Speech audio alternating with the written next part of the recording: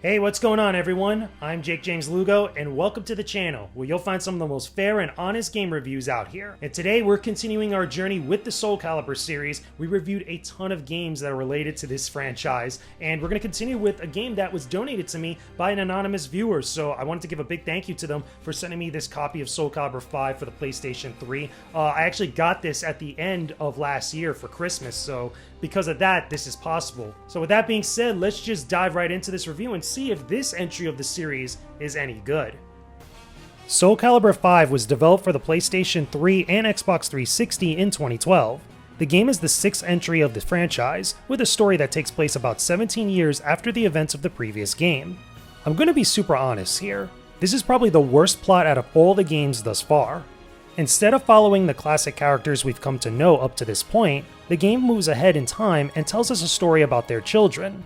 More specifically, the son and daughter of Sophidia, Patroclus and Pyra.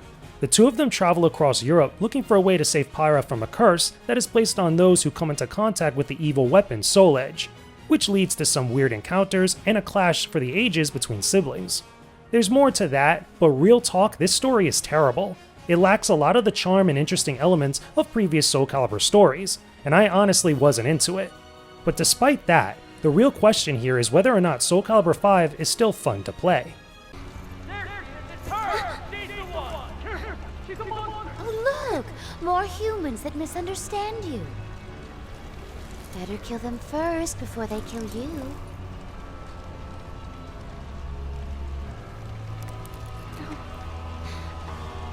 I don't want to get hurt. I don't want to die. I want to live. Please, go away!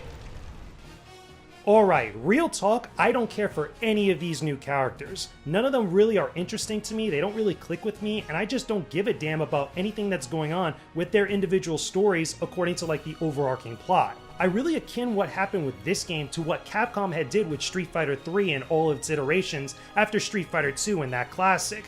Pretty much you had all these characters at one point, and then everything got changed up with the exception of maybe two characters, Ryu and Ken, for the sequel. And justifiably, a lot of people were really put off by that, and I feel like the same thing is going on with this game. Like, I understand that at least we get to see their children, and there's kind of a continuation of their story, but we don't know what's going on with those specific characters. It's just very weird to me how these characters just feel like a replacement for some of those, and I would rather just go see those old characters that I've known for a while as opposed to all these people. Even though some of them do have some interesting fighting styles, but not enough for me to really connect with them. That being said, however, I do have to say that the music and the visuals are pretty good, but personally for me, I like the music of the previous games, even a little bit more so with SOULCALIBUR 4 than SOULCALIBUR 5, even though I felt like that soundtrack wasn't all that great.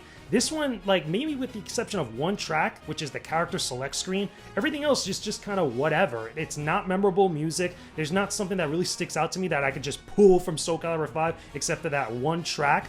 Just the overall, just music in general, just doesn't feel as epic as it probably should for a SOULCALIBUR game. Again, that's a personal preference of mine. Maybe you guys feel a little bit differently or similar. Let me know down in the comments below. It's just, this music to me, it's just kind of like, whatever, man.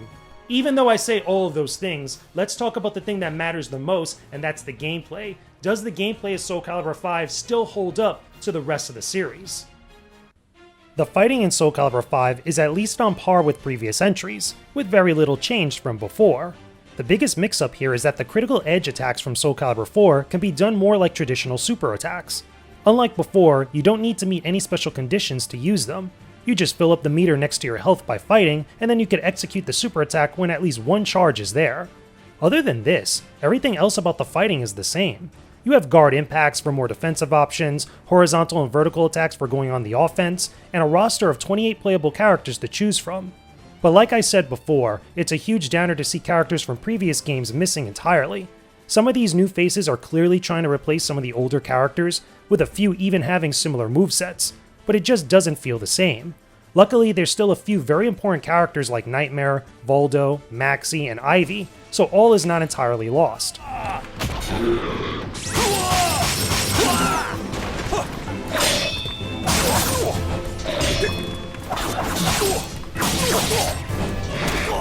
you no shame? Ring out. Now I have to mention that SOULCALIBUR V does include a guest character, as is tradition for the series up to now. Ezio Auditore de Firenze from Assassin's Creed 2 is the marquee bonus fighter this time, and he brings with him his assassin skills from Ubisoft's games. I'll admit, I like how he meshes together with the SOULCALIBUR fighters. His moves and overall personality are a great fit here. However, I do think some of his moves are a little bit broken in certain scenarios, but I still like playing with him. There's also another bonus character you could technically get through the character creation mode, but like I've said in previous reviews, I'm not a huge fan of this. Devil Jin's moveset from Tekken is one of the things you could put together, but I don't count this as a real guest character. I would have honestly taken him as another official addition to the roster instead of this. And then there's Dampierre, a bonus character from the portable game SOULCALIBUR Broken Destiny. Unfortunately, you can only get him through a digital download on the PSN. Previously, he was offered as a pre-order bonus for the game, but unless you're willing to pay up for some DLC now, you're going to have an incomplete character listing. I just wish he was included as an unlockable fighter for the game instead of just DLC. Take this! It's time. Try to warn you. Deal. Care to die? Ready? Now die! Is that? Something that sticks out to me about the gameplay in kind of a negative light is how you actually get certain unlockables. You have this thing called a player level that goes up every time you complete matches or complete certain modes or interact with the game in general. The more higher that your player level is, the more unlockables and other things you could obtain here and there. I just find this to be a little bit annoying, especially for certain unlockables, in order for them to trigger or for certain conditions to be met before you could even attempt to unlock them. Stuff like certain characters, certain stages. To me, I'm just not a huge fan of that. I would rather that either I complete arcade mode a certain amount of times, or if I just complete the story mode or anything else like that, that will allow me to unlock these different things and complete the roster, complete all the arenas I could fight in, especially if I want to use them in places like versus multiplayer or online modes, depending on whatever it is that I want to play at the time. Speaking of which, let's talk about the game modes of SOULCALIBUR V, because there's a lot of things I have to say about this in relation to my experience with the rest of the series. It's just, these game modes, for whatever reason, man, yeah. I'll give SOULCALIBUR V credit for having a number of game modes to play through. Arcade and Legendary Souls are the standard game modes when you just want to get into the fighting. Legendary Souls is actually a harder version of the arcade mode, but you can't access it until you complete the main story. Speaking of which, story mode is 20 chapters that detail the plot of SOULCALIBUR V, where you take control of different characters. The rendered cutscenes are pretty nice, but again, the story really isn't all that great and it just didn't click with me. Outside of that, there's also the training mode and local verses for all of your offline needs, which is just fine. Something that I unfortunately can't mingle with too much is SOULCALIBUR V's online modes, which at the time of this review are dead in the water. I just couldn't match up with anyone at all, let alone make a room for someone to join. The game does have online titles and a personal profile you can mess around with, but without a working online mode, it's kinda pointless now.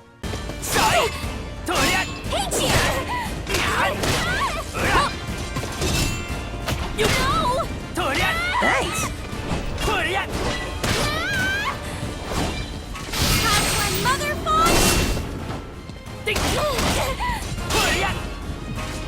Here we go!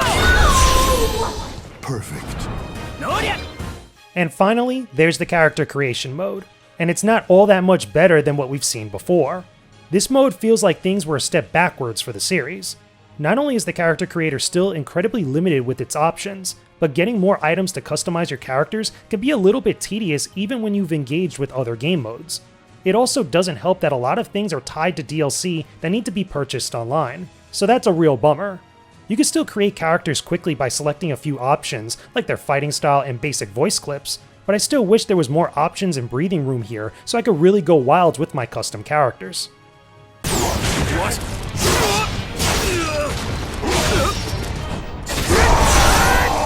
KO. Victory belongs. It's over. Perhaps this is a new beginning. Probably the most disappointing thing about my time playing through SOULCALIBUR V for this review is that I have to say that after I got all the unlockables that I could get, once I went through all the game modes, I just didn't have a desire to go back and experience any little thing once again. Not in the same way that I had when I was playing all the other Soul Calibur games, even Soul Calibur 4, because it had the benefit of like Star Wars characters, but just with this game, once I was done, I was done. I just didn't want to play anymore. And to me, that's very disappointing. Even though I know that the online modes aren't really accessible anymore, you can still go into them, but you can't really connect to other players. There's no like people in matchmaking or anything like that. But like, at least with some of the offline Soul Calibur games that didn't have the benefit of online play, I was still able to maybe go back and want to actually play through arcade mode again, or any of the other bonus modes, or look at some of the cutscenes and the bonus collectible stuff that they had there. With this one, there's really no pull for me anymore. Once I'm done, and I just was ready to walk away from the game. And to me personally, that's a huge like red flag. That's a big disappointment overall. Alright, enough beating around the bush. Can I recommend that you play Soul Calibur V? Honestly, this is one of the games that you could skip over. Even though the visuals are great looking and the fighting is pretty solid, everything else that makes a great Soul Calibur game is severely lacking here. I'm not a fan of the roster we have or the story that plays out. I just don't care for a lot of these characters whatsoever. With the online mode being dead, there's very little reason to come back to playing this. I'd probably feel a little bit different if that wasn't the case, but I'd still make the argument that other games of the series were designed and handled a lot better. If you've been checking out the series alongside me now, or just a big fan of Soul Calibur in general, go ahead and experience it for yourself. But otherwise, I think you'll be fine skipping over this one in favor for the much better sequel that came afterwards. By the way, I reviewed that one here on the channel too in case you were wondering. Go check it out when you can. We've made so many mistakes, and we must make amends for the rest of our lives. But for now, let's go back home.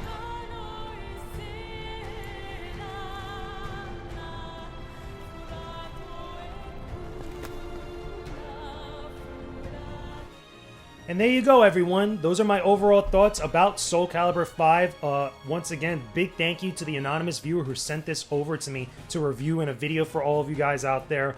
Even though it was a disappointment, it was kind of like a letdown compared to the previous games we've looked at in this series, but at least I'm happy that I got a chance to review this and talk about it, at least play through it in full and give my overall opinions. At this point, you know, with the exception of maybe Soul Edge or the very first Soul Calibur, we've looked at every single game in the franchise, and I'm pretty happy about that. But as always, with any game that we review on this channel, that's just my thoughts and opinions about Soul Calibur V. Let me know your own thoughts about this game down below in the comments section. Tell me, are you a huge fan of Soul Calibur V? Do you like any other games in the series? What are some of your favorite characters? Talk to me about what you want to see also in future entries of Soul Calibur. Like whatever Soul Calibur 7 or 8 or 9 or 10 is going to be, what do you guys want to see happen with this series? Because now at this point, now that we've looked at like everything, this series could go in like a million different directions. But regardless though, talk to me about that stuff down below in the comments section. Thanks a bunch for watching the video. I really appreciate it a ton. I'll have more videos for you to enjoy here on the side that I know you'll love. Make sure you subscribe to the channel and hit that bell icon too. Don't forget to visit my Patreon linked below for early access to new videos every week, and join the Discord server too. It's linked in the description box below. You'll definitely love being a part of it. Thanks again, peace out, and stay epic everybody.